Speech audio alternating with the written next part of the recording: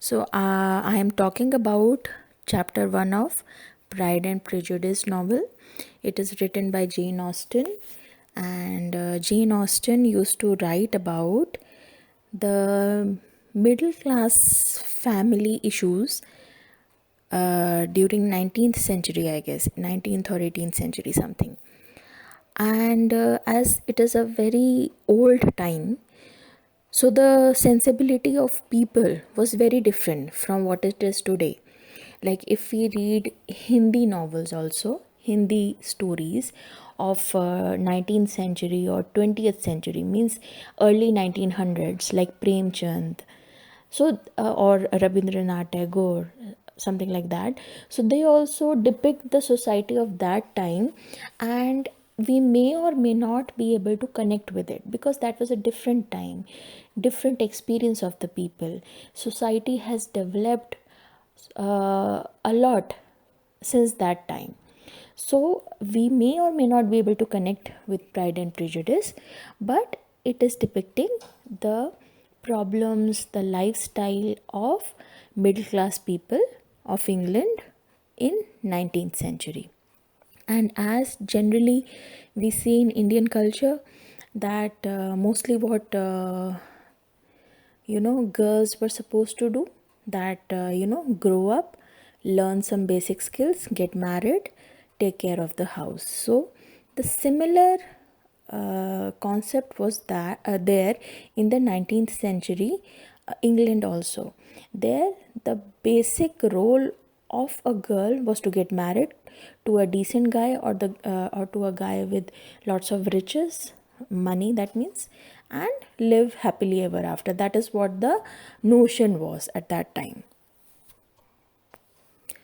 It is a truth universally acknowledged that a single man in possession of a good fortune must be in want of a wife. So, universally acknowledged means acknowledged by all, means the truth is considered by all, that single man who is not married, in possession of good fortune, means who is having lots of money, must be in want of a wife. So they are telling that it is universally accepted that single man with good fortune, with lots of money, want a wife. Okay. However little known the feelings or views of such a man may be on his first entering a neighborhood, this truth is so well fixed in the minds of the surrounding families that he is considered the rightful property of someone or other of their daughters. So basically what they're trying to tell, that if any in any neighborhood, if such a man comes, that means a single man with lots of money, so nobody cares about what he is feeling or what is his views. Everybody is thinking that, oh, that means this man, they kind of mark him like, oh, he's a rich man, he's good for my daughter, so he is unofficially becoming property of mine. They don't even care what the man is thinking. My dear Mr. Bennet, said his lady to him one day, have you heard that Netherfield Park is let at last? So here this lady, Mrs. Bennet, is talking to her husband and telling that Netherfield Park, it must be some house or some place, that it is let at last, means it is rented out, it is sold out to somebody. Mr. Bennet replied that he doesn't know. But it is, returned she, for Mrs. Long has just been here and she told me all about it. So Mrs. Long had a chat with Mrs. Bennet and she had told that somebody has come into Netherfield Park. Mr. Bennet made no answer. Do you not want to know who has taken it? Cried his wife impatiently. You want to tell me, and I have no objection to hearing it. This was invitation enough. Now Mrs. Bennet is like, oh, I just wanted to understand this much, that you are paying attention to me. Let me tell you everything. Why, my dear, you must know. Mrs. Long says that Netherfield is taken by a young man of large fortune from the north of England. that he came down on Monday in a chaise and four to see the place, and was so much delighted with it that he agreed with Mr. Morris immediately that he is to take possession from Michael Muss, and some of his servants are to be in the house by the end of next week. So this paragraph, basically what she is telling, that she is explaining that some young man with lots of money has come and he was so happy to see the place that he immediately took the possession, and his servants will also be coming next week. And now Mr. Bennet wants to know about him. So he's asking, what's his name? Bingley. Is he married or single? Oh, single, my dear, to be sure. A single man of large fortune, 4 or 5 thousand a year. What a fine thing for our girls. So here, can you sense the excitement of Mrs. Bennet? That how excitedly she's telling that, oh, he's single and he has so much of money. What a fine thing for our girls.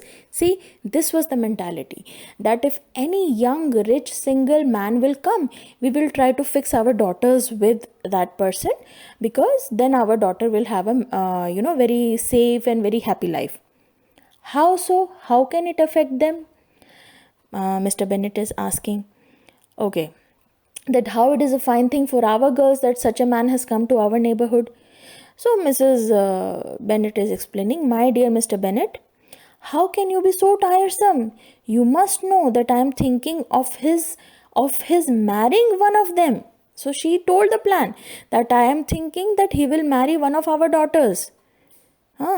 So next line is that his design in settling here? Design? Nonsense.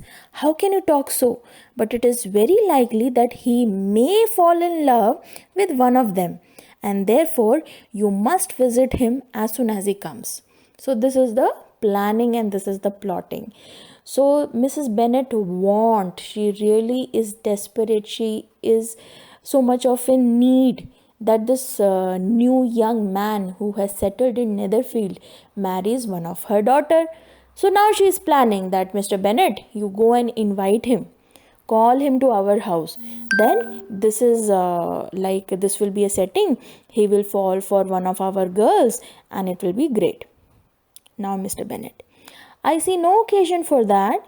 You and the girls may go, or you may send them by themselves. That either you go or you just send the girls. They can go on their own. And in fact, it is still better, for what is it? 1 second. Okay, so here Mr. Bennet is little bit teasing also and maybe appreciating his wife. So he's telling that I don't see any occasion, but if you want, you and girls go, or you just send the girls, which is better because you're still beautiful, my wife. Mr. Bingley, that handsome man who has come, may like you, the best of the party. That Mr. Bingley may fall for you only, my wife, and he will ignore the daughters. So the wife is little flattered, She's telling, my dear, you flatter me. I certainly have had my share of beauty. Now she's accepting, yeah, I was beautiful before, but now, I'm not that extraordinary. I have 5 grown-up daughters, and they should be thinking about their own beauty. I should not think about my own beauty. But she is flattered. If somebody says that you are beautiful, we feel so good, no? But we say, oh no, come on, you're just saying like that. Something like that. That she is flattered and she is really humbly accepting it. And then she is telling her plan, no, the daughters only should be going there. Okay. Now she is insisting that to her husband, insisting the husband that you please go, call him. And we must engage him. Engage in the sense, we must invite him. We must let him come to our house, talk to our daughters. And she's telling about some other people that, Sir William and Lady Lucas, they are determined to go. That means some other people are also there who want their daughters to be married to this guy. So they are also planning to visit this guy.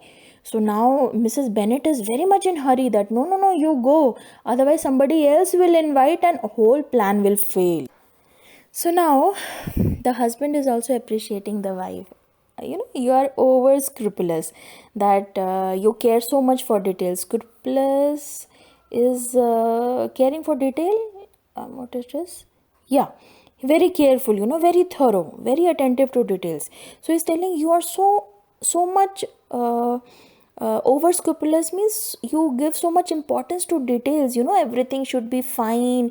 So definitely when he will come, when Mr. Bingley will come, he will be very glad to see you. And also I will also tell him that that he has our consent of marrying whichever he chooses of the girls, that whichever girl, because they have, I think, many girls. So whichever girls he wants to marry, he has our consent, no problem from our side.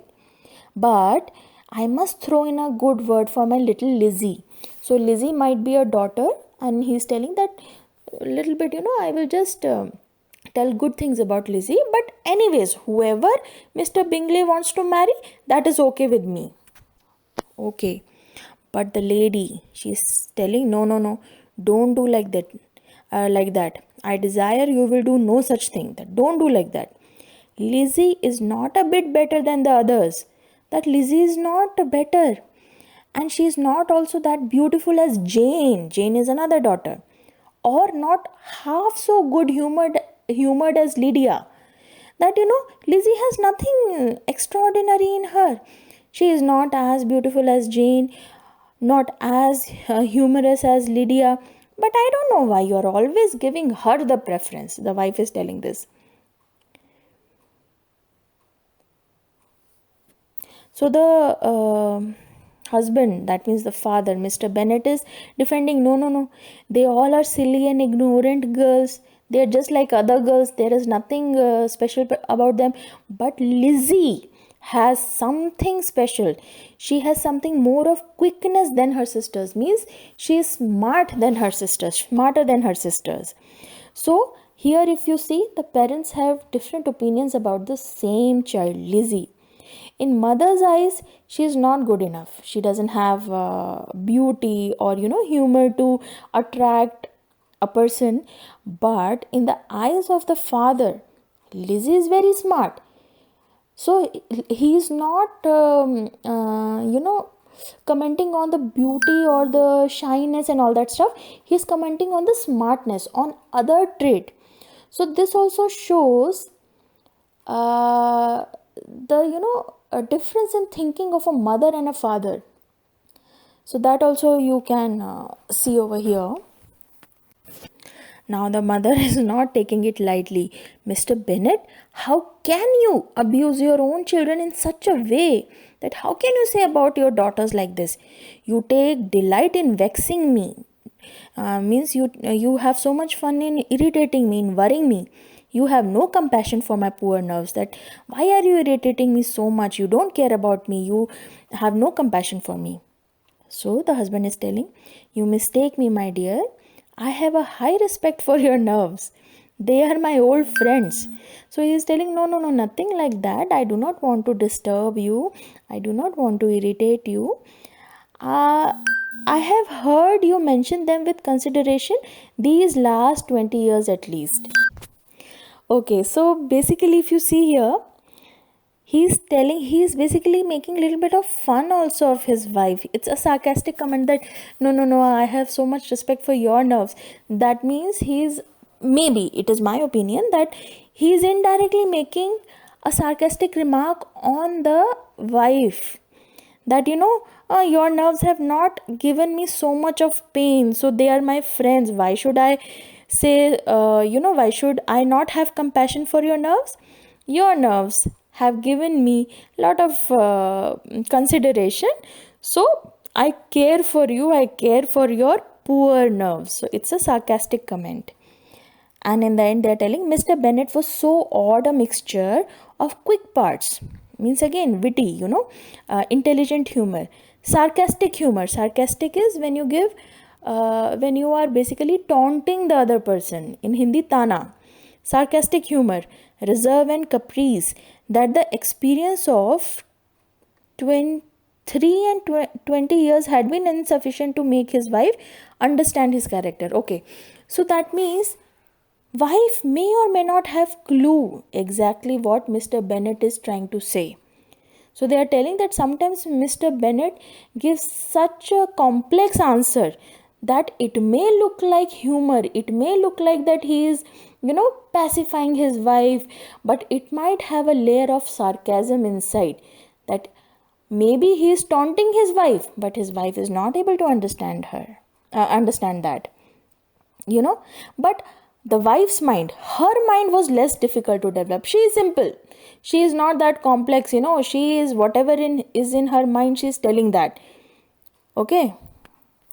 And now they're explaining the character of Mrs. Bennet, that she was a woman of mean understanding, little information, and uncertain temper. Uncertain, any time the temper can come. When she was discontented, means when she was dissatisfied, she fancied herself nervous. That she will say, "Oh my god, I'm so nervous." The business of her life was to get her daughters married.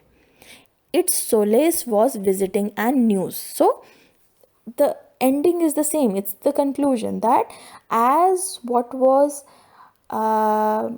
considered a norm in the society, that is what Mrs. Bennet wanted to do, that she wanted to get her daughters married. That's all. That was the main purpose of her life. She didn't care what is happening with her daughters, whether the daughters are intelligent, whether they are reading, what they are doing.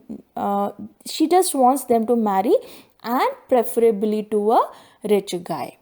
So, conclusion. So first chapter is setting up the environment. It is giving the intro that there is a family of Mrs. and Mr. Bennet. They have daughters, I think 4 or 5 something. They have few daughters, and Mrs. Bennet wants her daughters to be married off nicely. Now in their neighborhood, a new single man has come who is having lots of money. He is having lots of wealth. So now Mrs. Bennet is planning to invite the new man, Mr. Bingley, in her house, so that he can look at the daughters and maybe select one of the daughter to marry off. Here they have shown the preferences also, that Lizzie is one of the daughters whom the father have a little special, I would say, love towards, that he thinks that Lizzie is a smart girl, but mother thinks it is not like that, and she wants her girls to be married off. That's all. Okay.